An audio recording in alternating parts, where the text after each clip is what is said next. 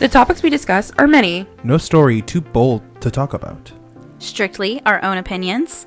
But they are opinions from people like you. Welcome to the NAKE'd podcast. Look at this green thumb. Oh wait, this is a podcast. It's Ethan. What this Hufflepuff loves more than anything is that the last 3 weeks have been one giant off day. Hey, it's Keelan. You know, I'm really sick and tired of everyone ringing my doorbell. I wish the packages that I ordered would stop being delivered right now while I'm working. It's your dude, Alan. You know you made it when you upgraded your office to include a couch that's also a bed. It's Norma. Hey guys. Hey. So sounds like we've been doing some shopping lately. Yeah. I know my Got stimulus check's gone already. Yeah, same here. Really? Yeah. Okay, I still have some left over. Yeah, mine's gone too. What'd you guys spend it on? I ended up paying off my car and Nice. paying off my furniture and Yeah. paying off my loan. I paid off everything. Woohoo! Yay! Nice. That's awesome. Damn, look at you adulting. I know, but now utilities are coming up, and I'm really hoping that employment sets in. I went ahead and bought a skill saw and bought an Xbox and bought a few other toys that are coming in later. You So- stimulated the economy, huh? Hell yeah. I bought 2 custom controllers from Xbox this past weekend. I cannot wait for them to come Fancy. in. See, Alan's all about that trickle-up economics. Yeah. All about that trickle. Give all your money to these big corporations. I bought a couch for my office, and so it can pull out to be a bed for people to sleep over, and also be a spot for me to hang out, like on a break. And How many guest spots do you have now? well, I mean, it will fit one person very comfortably, but 2 people if it has to. My office is small, but I'm excited about it. And then I also bought a couple things off of Etsy, just for our like small businesses and, you know, help them out a little bit. So yeah, that's pretty much everything I got. I have some left over. It's kind of like holding on to it money. Mm-hmm. Yeah, I did the Yeah, I same. put half of mine in the savings, and then I spent the other half. You know, about everything to make our nice garden area and get our plants started and Yeah, get you have your really ready tomatoes for blooming. Yeah, I know. I picked 2 tomatoes today. So they're not the biggest things, but hey, they're homegrown. Size what she doesn't said. matter. He tells me that all the time. At least you're comfortable with it. No joke. I'm a little jealous of all your greenery that you got going on. Like, I need to work on the yard. I need to work What? on the backyard. I was able to get the cantaloupes planted. I was able to get cucumber planted. I got potatoes going. You know, I planted some corn and peas. We'll see how that turns out. We planted onion, basil, oregano, and serrano pepper, cilantro. Ooh. Some peppers, and hopefully we'll be able to plant some tomatoes soon. So if We just need some free time. our mead recipe works out well, then because our strawberry plant has a bunch of blooms on it, so we'll see how many strawberries grow in. We might make a homemade strawberry mead. Fuck yeah. And then we're going to organic. market it. And it's going to be a Naked Pot original. So I do half a gallon a year, $500. Brewmeister Ethan. Supply and demand, bitch. Brewmaster Ethan, how do you get this magnificent flavor? I grow everything myself, except for the honey. God damn. I don't know if launching your own business right now is such a good idea. I mean, Texas is considering reopening, but it has to be bad for businesses. Well, I Yeah. think it's a great opportunity for a lot of online businesses. Like, you know, Sarah's Etsy store. I bet she's got a lot more. I know she got business from us for getting masks and other stuff. And I think only good PR can come out of all that. So it must help grow smaller businesses right now. Yeah, I was actually reading an article talking about how you shouldn't be using those delivery apps for restaurants because restaurants are getting hit with a 15 to 30% commission on those sales. God damn. So maybe, I don't know, like you're paying for a service, right? Like they're sending people to your store, which is all fine and good and well. I guess it kind of feels like they're either going to have a waiter at the place to take care of you or a delivery person. You got to pick one. I agree. Yeah. So, I mean, Abbott's plan is actually pretty good for Texas. So he wants to start opening like retail to go first. So all like businesses will be open, but just nobody can shop in them. They just have to have some type of to go thing where they take it out to your car, which is, I think, a good thing. I think people will be more willing to do that. And plus, a lot of retailers are doing that now. GameStop will finally be able to open up its doors. Maybe it'll be its saving grace. No, I don't see. I see No way. Like AMC's going to fall for big movies. I see GameStop falling for outlet stores for gaming. I think this is going to bring the wave that everyone's been waiting on. Yeah. Of like phasing out those types of businesses. I mean, think Yeah, about like businesses back in the day, like like Blockbuster or what is it called? FEFTE or FYE. FYE, like that CD store at the mall. Like or Hastings. I miss Hastings. Hoblo. I never had a Hastings. Hastings is really cool. It was a great place to hang out. But It was yes, about like But, Amazon did it to Borders and other book retailers. MP3s did it to Hastings and other, CDs. CD Exchange barely is limping around. They're DVD Exchange now, not CD Exchange. But, I think I don't see them recovering. I see the change happening. Like, that happened during those times.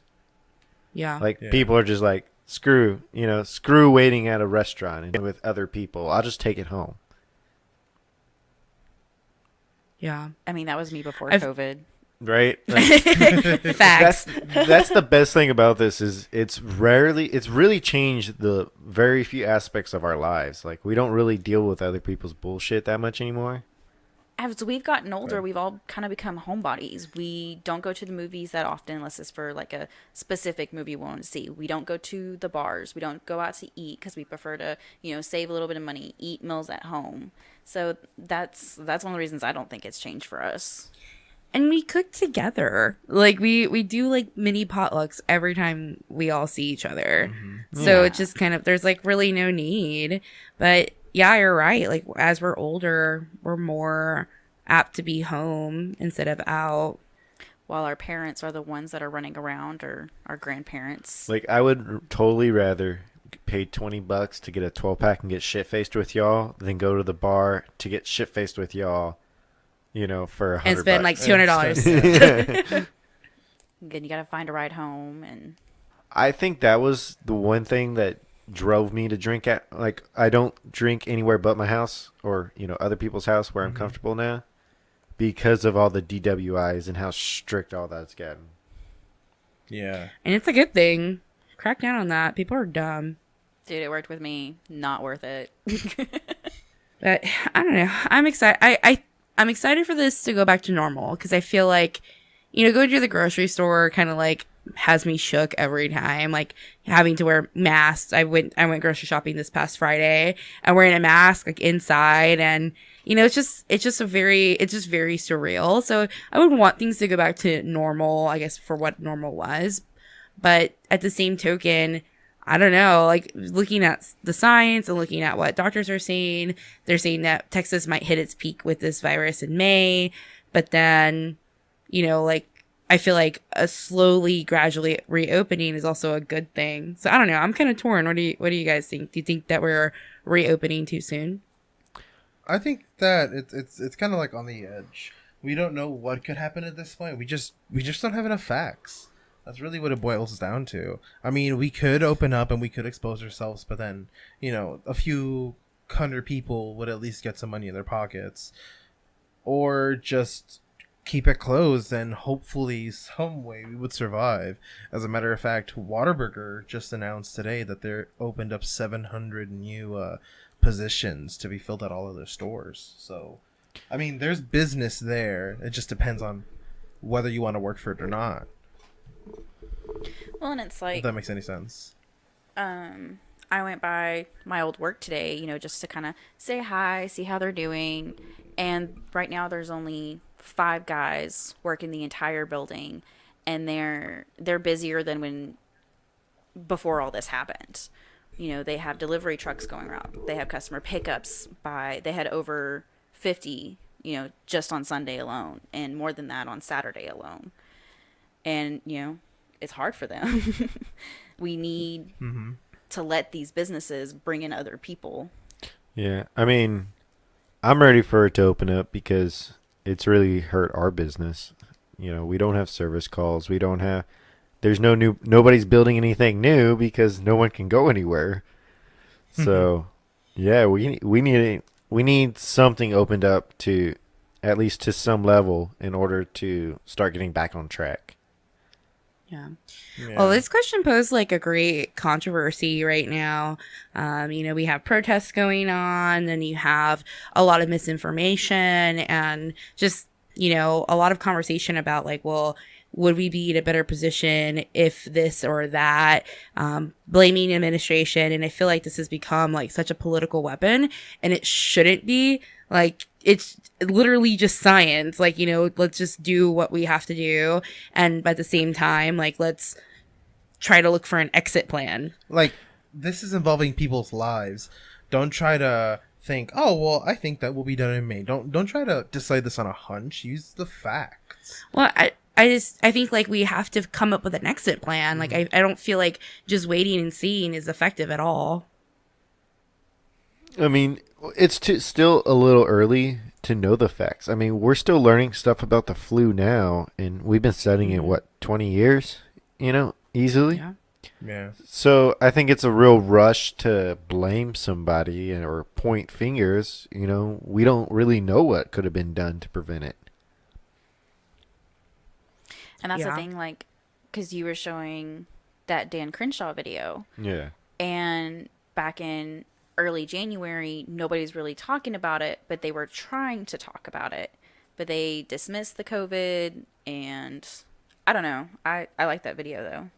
Oh, yeah, he hit a lot of points, and he really pointed out the fact that the media is just gotten to the point where they're flip-flopping too quickly.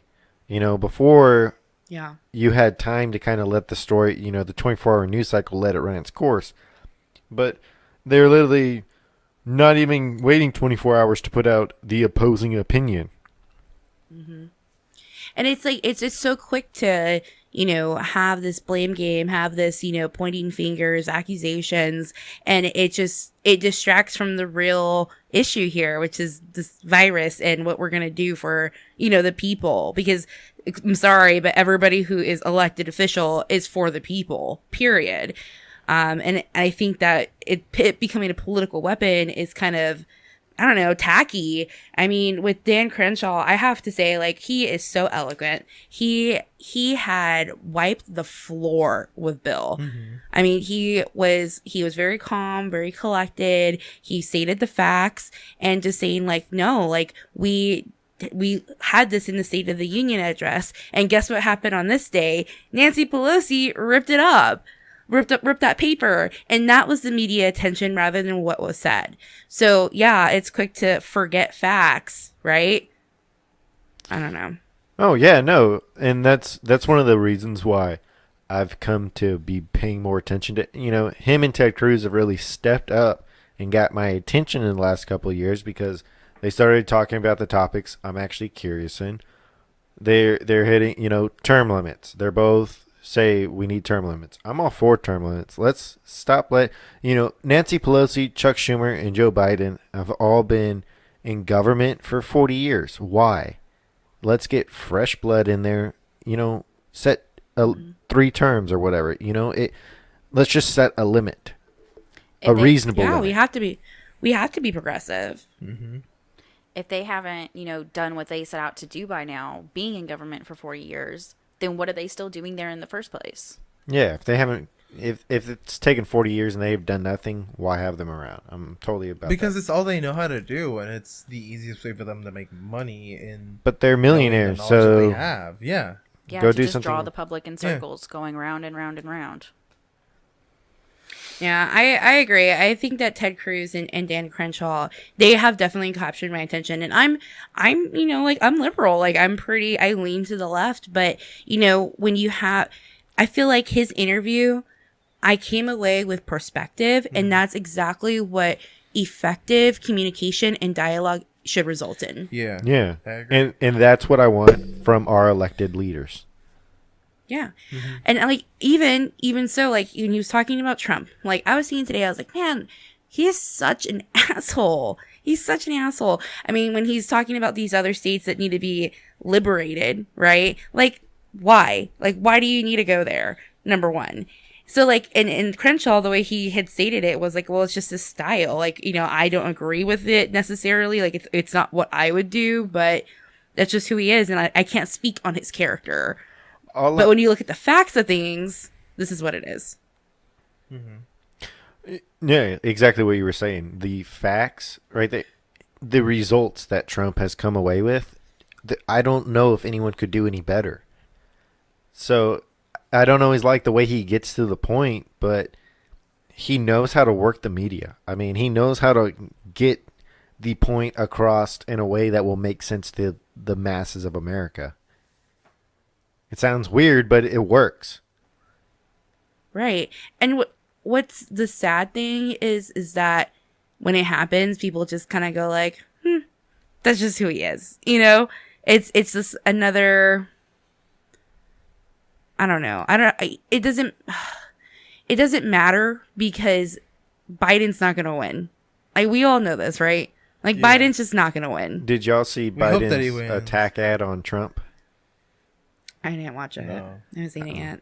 Oh, But I did send it Trump to you. shared an attack ad on Biden. Yeah, that was a like- response to the one Biden dropped, which Trump Oh. mopped the floor with him. I haven't seen the original. I saw the diss track back. Pretty much. It's just like Eminem and what is his name? Nick Machine Cannon. Gun Kelly. Yeah, Machine Gun Kelly. No, he never gave Nick Cannon the time of day. That's right. Yeah. Haha. Stan Stan roped the floor with Nick Cannon. Eminem never even had to show up. It reminded me of Joe Biden's Machine Gun Kelly and Trump's Eminem. This is how it's gonna I'll have end. to go back I'll have to go back and watch it, but I don't know. If you've seen it, people who are listening, let us know what you think. Yeah. It was Definitely. it Go was ahead. an attack ad about Trump's response to COVID-19. Wait, what? Really? Yeah. But, I mean, the president closed the borders early. Yeah. How is this a attack? Oh. When at that time Joe Biden says, "Oh, I wouldn't have done that. I would have kept this open." God damn. Yeah, a lot of Have people you- criticize Trump for that. Have you seen Dan Crenshaw talk about how we should sue China? I briefly saw it, but I didn't get to listen like deeply into it. How are we going to see China? So I heard a little bit about it. What it is they're trying to pass a bill that would allow people to sue China to get, pressure on them. So like as U.S. citizens, we can sue China over, loss of wages and everything else from being at home. What court would that go to? Yeah. I guess the international court. I don't know. The wor- Supreme there's- Court of all the worlds. There's actually a court called the World Court, and it's where countries sue each God. other. It's actually Shut up, interesting. there is? Yeah, It's it's really. Seriously? Oh my god, I would love to know. But what there's like cases, no authority to it. You know what I mean? It's just kind of Yeah. they win. it's like a clear cut winner. Yeah. I don't know. So it's like I can just imagine two small countries. Like you can like that are like 4 acres big, and just like, this asshole will never do this. It's like feuding neighbors. I really hope Texas does end up reopening in their phases. But for now, I'll just have to stay satisfied with sitting my booty at home. Maybe. Watch out. Damn, Ethan's gonna put you to work. Yeah, we're considering buying bikes and just going biking at the parks because we're Fuck yeah. fucking bored. Yeah, it's boring over here. That's a good It'll be idea. exercise too. Do And you we know can Pokemon hunt. Yeah. Do we know if any bike shops are open? Because we need I a can tire. check. No, we need I a don't know. we need a tube. I can order it. I just haven't ordered it. I used to build bikes. Come on. Insulting. Give You used me to my ride them bike. too. Yeah. All right, so we're gonna get bikes, and then we're all gonna meet up and do our social distancing biking. Fuck yeah. Okay, McAllister Park. No. No. No. Why not? Hardburger. Heartburger's by your house. McAllister's in the middle. Yeah, Where? Wait. that makes sense. Oh, okay. For some reason, I was thinking like near Sac for a minute. No, McAllister's by the airport. Behind the airport. Yeah, I get you. Okay, that's fair. Yeah, we can do that. We'll meet you in the middle. Yeah. Hey. If we could bike there, that'd be like amazing. That'd be the best shape of That's my what life. I was thinking. Bye, guys. Check us out on www.officialmillennials.com and contest to win stickers coming soon. Dun, dun, Woo, dun. Ooh. And check out our Patreon. We have Patreon exclusive episodes, which have already started going up. Woo woo. What kind of episodes are on there? Well, we're gonna put the Tiger King episode, which I accidentally released. We have another episode involving the Democratic debate, our other thoughts on Frozen 2, little things like that. All right. Well, for $1 a month, you can support the Naked Podcast in their journey of giving you content. We just need some ad in the arms revenue of money, Angel. please. $1 In the arms of... over my head. Sorry. All right, bye, guys. Bye. Bye. This is an official Millennials production.